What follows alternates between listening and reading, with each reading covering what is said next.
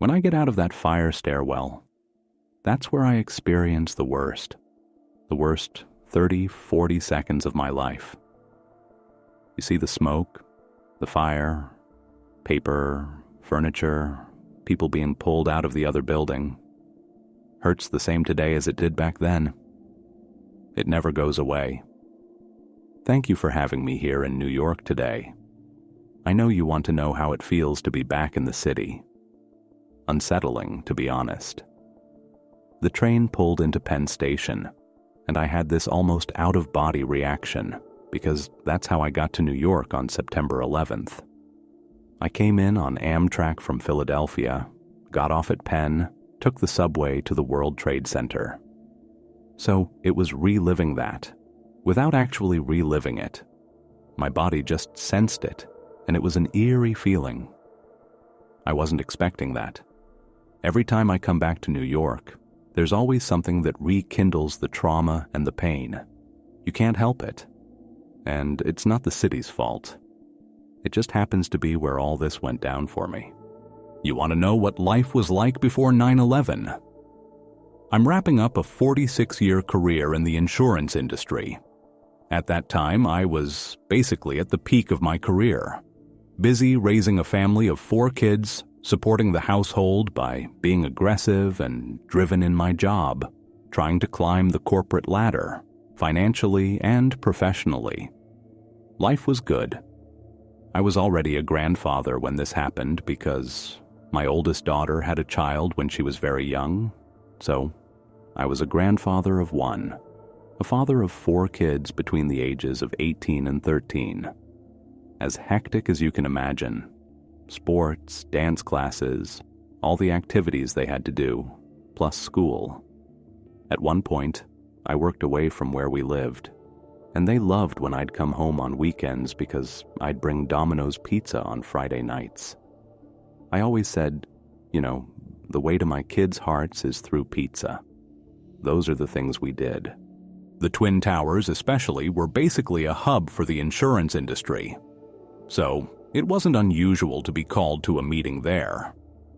At the time, I was a senior vice president for Nationwide Insurance Company in Columbus, Ohio. With that type of role, it was pretty common that you'd come to New York to meet with folks who wanted to discuss insurance possibilities. I didn't want to go to this meeting. I did everything in my power not to come to New York for this meeting, because that Monday I had a chance to go to another insurance event that involves aluminum sticks, about this long little metal heads, little white balls in the grass. I had a chance to go on a golf outing in southern Pennsylvania, but we worked it out, and I eventually accommodated the folks who wanted me there on Tuesday. That was the plan, and that's exactly what I did. I walked into 2 World Trade Center, the South Tower. Security guy gives me a visitor pass. Over to the security desk. Both buildings were identical, 110 stories high. We were going up in the South Tower to the 105th floor, which at that time was the highest occupied level. The 106th was an observation deck. The 107th was windows on the World Restaurant. We were taking these elevators up to 105, the highest occupied office level at that time. We were escorted into an internal conference room where the meeting was supposed to happen. Truly internal. 4 walls, no windows, 1 door.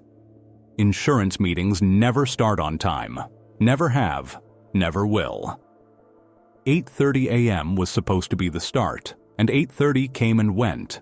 People drinking their Starbucks, talking about kids and soccer and the NFL, anything but insurance. And at 8:42, the lights flickered. Just this electronic flicker of lights. We couldn't see anything. We didn't feel anything. We didn't hear anything. Just this flicker of lights. Almost immediately, a gentleman by the name of Rick Thompson from the corporation we were visiting came into the meeting room. "Hey, there's been an explosion in the North Tower. We need to evacuate." 54 intelligent people, all in the same room, all at the same time, all type A personalities. We all did the same thing. We came from far and wide, Rick. You know, this is New York. Things happen. We just want to have our meeting. Rick did his job. He got everybody out of that room, all 54 of us. I know everybody got out because I was the last guy out. He escorted us to the nearest fire stairwell and told us we were now going to walk down 105 flights of stairs. Oh yeah, what a bunch of happy campers, right? It was kind of interesting. Everybody did the same thing. They all reached to their belt or into their pockets. They were going to pull out their cell phone because we were going to call somebody to complain about not having our meeting. You've got to understand, we had no clue what was happening. Not a clue. Those watching on TV that day knew way more about what was going on outside and inside those buildings than any of us right there. We had no clue. We flip open our phones. We're going to call somebody to complain. No service. No service. The main cell tower for all of Lower Manhattan was on top of the North Tower, the first building to be hit, so cell service was gone. When we got into that fire stairwell, there are signs to the left or right of the doors at each level that say, "If you're in here, don't leave this fire stairwell except at the lobby level." We're at 105 and we start making our way down. We get down to the 91st floor. The 91st floor fire stairwell door is propped open, and everybody in our stairwell is bailing out, going on to the 91st floor. When I get out of that fire stairwell, that's where I experience the worst 30, 40 seconds of my life.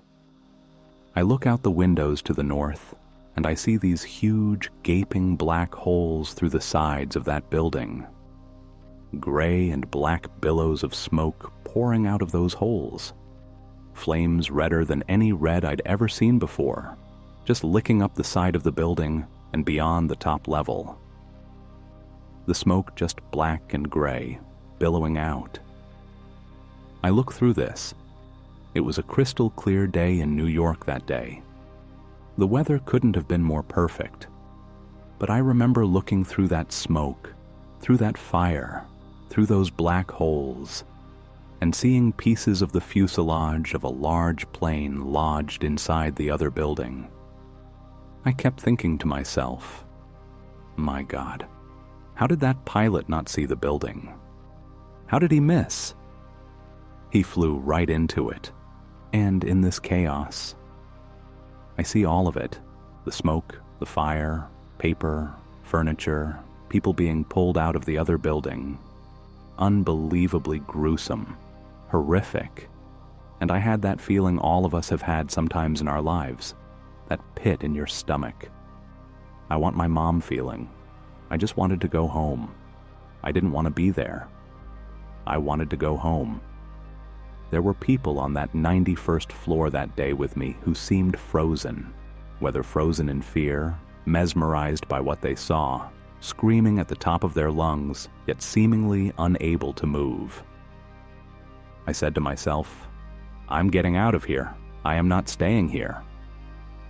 I turned to go back to the fire stairwell and get out. All this was about 30 to 40 seconds. It wasn't that long that it took me to make this decision.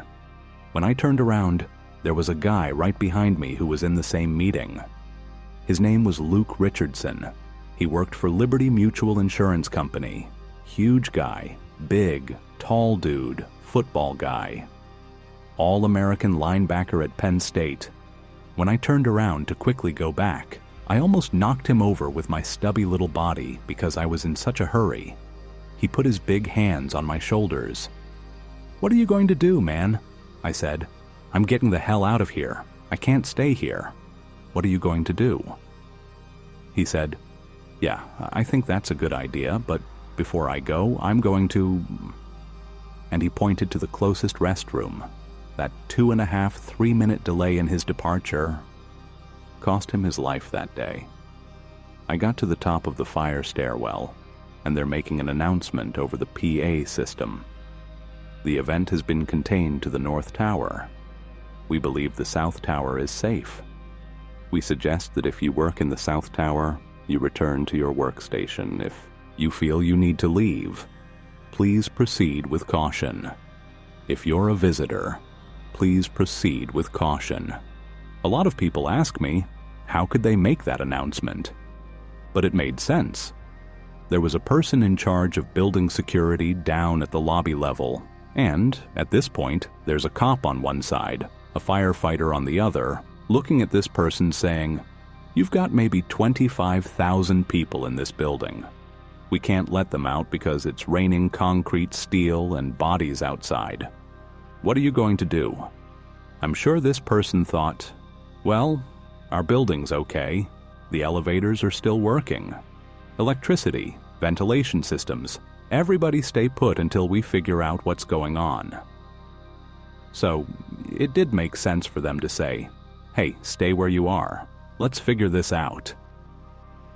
Who would have thought that within 17 minutes, the same thing would happen to our building? Who would have thought? We got to the 78th floor.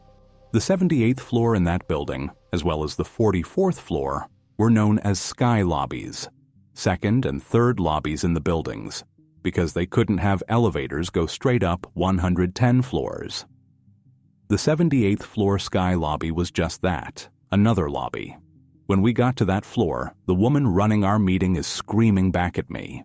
She wants me to get on the elevator with her. Finally, some of my common sense took over. I thought, no. Buildings stated to be on fire. It wasn't our building at that point, but stay in the stairwell, Matthew. I looked at Janet and kind of politely waved at her and continued my way down the stairwell rather than getting off onto that 78th floor.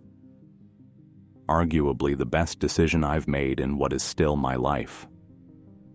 We were between floors 74 and 72 when the second plane plowed through our building.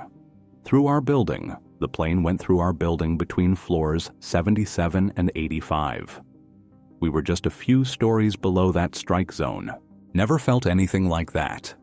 This fire stairwell, this concrete bunker we're inside, starts shaking so violently back and forth at angles it shouldn't be shaking. The concrete spiderwebbing out, the handrails breaking away from the walls, the steps undulating underneath our feet like waves in the ocean. We feel this heat ball blowing past us. We smell this jet fuel, and this thing's just rocking back and forth and back and forth. It felt like forever. You would think there would be massive pandemonium. There was nothing in that stairwell at that point but stunned silence. Stunned silence. Everybody was going in the same direction. We were all heading down. The 35th floor is where we encountered for the first time the police, the firefighters, paramedics from FDNY, and the Port Authority. Just the looks in their eyes told the whole story. No words, just the looks in their eyes. They knew. They knew they were going up those stairs to try to fight a fire they couldn't beat. They knew they were going up those stairs to try to save lives they probably couldn't save. And they knew they were going up. And they knew they were never coming back. You know, I've been telling this story for 24 years. And I promise myself every time I get to this part, I'm not going to cry. Hurts the same today as it did then. It never goes away. But it's what drives me to tell this story. Story of people who were willing to lay down their lives to save others. It's what they promised to do. To protect, to serve, to save. I just don't know how they could be so brave and strong and heroic. I love each and every one of them for doing what they did, because if it wasn't for them, all of us who survived that day wouldn't be here.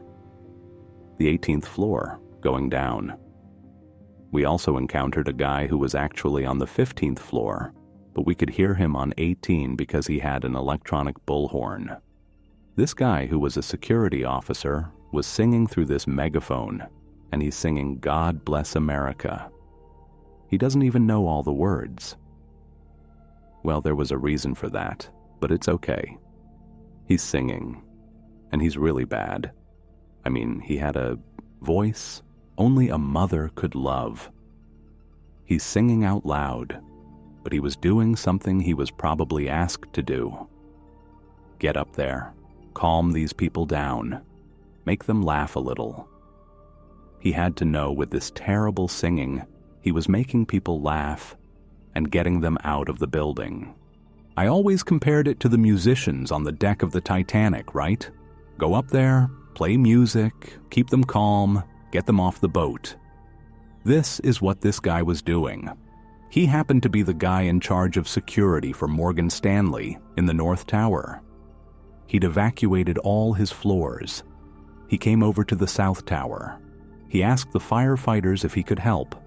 They told him to do exactly what I just described.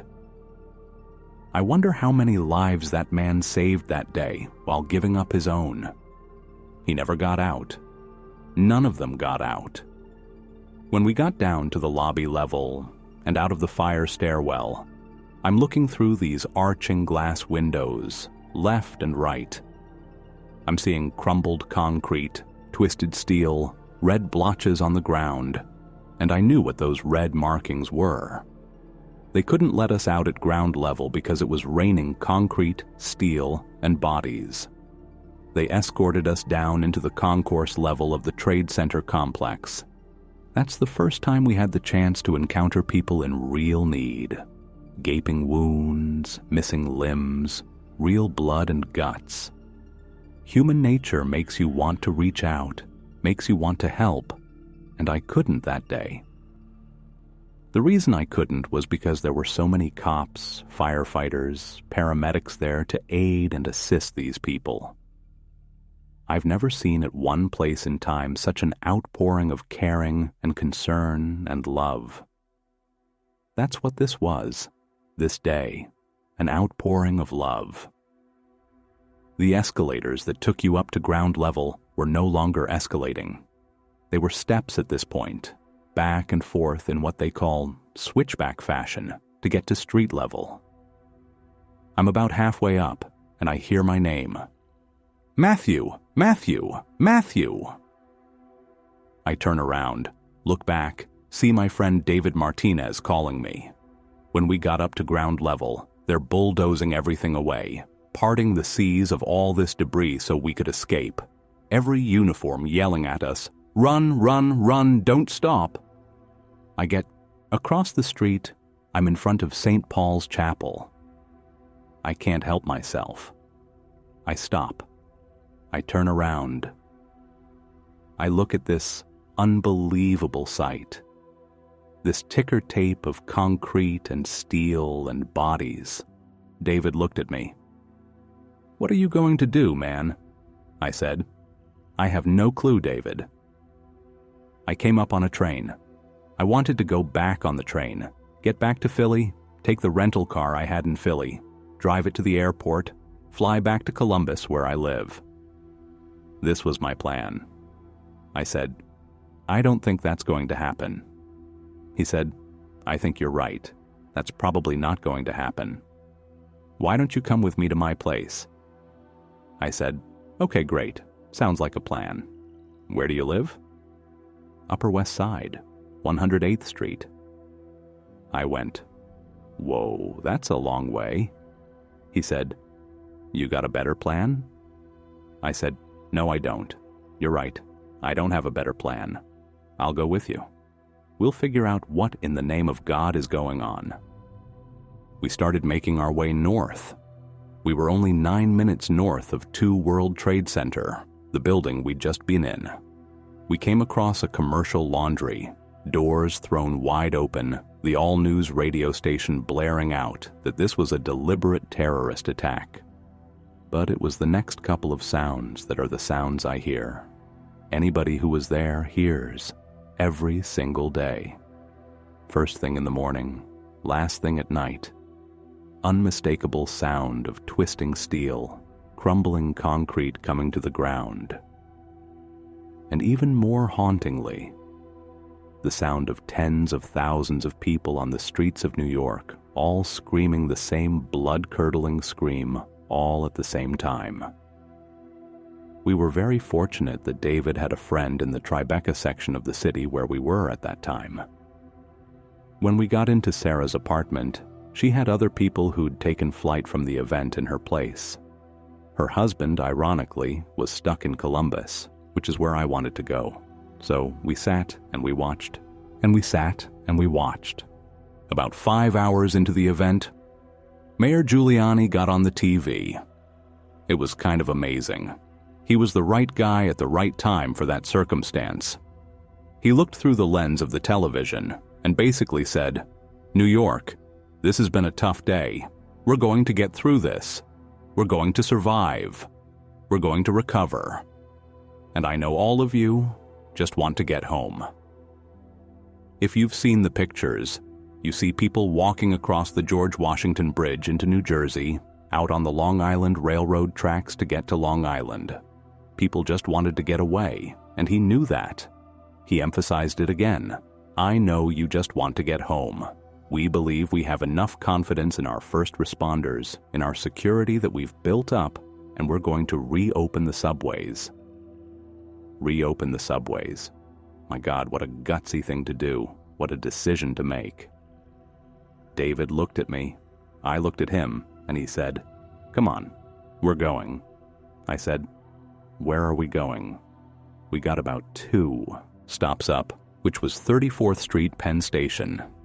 The way I got here today, pretty eerie. He looked at me. I looked at him. He knew I wanted to get out of New York, no matter what it took. Without saying a word, we both got out of that subway car, got into Penn Station, looking like a couple of tourists not knowing where we're going. We're walking through this crowded train station, and there's this woman from Amtrak. In her finest New York accent, she waves her finger at me. "Where are you going, honey?" I said. "I want to get to Philadelphia." She says, "Great, there's a train down here about to leave." I reached into my suit coat pocket. I had a round-trip ticket. She looked at me and said, "Are you kidding me? We're not collecting tickets today." Some things never change in New York. I think that woman's still there at Penn Station, and she'd yell at me today too. I get down on that train. I come out of the tunnel underneath the Hudson River, get back onto the Jersey side, look back at what once was the greatest skyline in all the world, now relegated to a gray and black cloud. Sad. Really sad. I'm on this train for about 70 minutes, and there are people sitting and standing, crowded, and not a word was spoken. There were no words to say. 13-hour trip back to Westerville, Ohio, the suburb of Columbus where I lived at that time. Did it in 11 and a half hours. Don't tell the cops. I just wanted to get home. I just wanted to get home. Calling people left and right on my cell phone, calling my wife all the time. I was about 10, 15 minutes away from home, and I called her for the umpteenth time. I said, "I'm almost there, 10, 15 minutes away." She went, "Okay." I said, "Oh." Hesitation. "Something happening?" She said, "Well, yeah, they decided to have a mass at St. Mary's." And I stopped her right before she finished the whole sentence and said, "You know what? A good day to go to church. I'll meet you there." I was more afraid the moment I opened the back doors to that church, seeing these hundreds of pairs of eyes all staring back at me, knowing where I'd been. Looked over to the right, to the pew where we always sit. Catholics, we always sit in the same pew. There's my wife, a couple of my kids, some of my friends, I wish my wife was here today. She's prettier than me, nicer than me. You'd love her. She's a talkative person, but she's not demonstrative. She would never do any of this. That's what made it doubly amazing when I looked over to the right to see her jump over the back of that pew, run to the back of the church, give me the greatest hug and kiss a man could ever want. It was at that moment that I knew I was home. I was home. There were 54 of us in that meeting. 7 of us survived. 47 perished that day. Almost all of them have yet to be identified. They're still working on identification at the World Trade Center, the mausoleum that's at the memorial, and the museum. They have the smallest bits of DNA that they can use to try to continue to bring some people home. I hope they can do that someday for some of my friends who were lost that day. It's tough. The woman who ran our meeting, who was calling me at the Sky Lobby level, nobody who went to the Sky Lobby made it out. When the plane went through the building, the elevator cables were just cut. Those elevators went straight to the ground. Nobody survived. She left behind a husband and 2 boys who are grown men now. That's just one person who lived her life so strongly. She was a woman at the top of the insurance game at a time when this wasn't happening. She'd broken through the glass ceiling, and to see her life taken in that way, so sad. I didn't think to ask her to come with me. Guess I should have. Those boys would have a mom. Her husband would have a spouse. But as a survivor, you can't live that, because if you do, you won't survive. I've had 2 nightmares since this all occurred. Janet was in both of them. In both of those dreams, Janet was standing at the end of my bed saying, "It's all right, Matthew. It's okay, Matthew." And I've got to keep telling this story.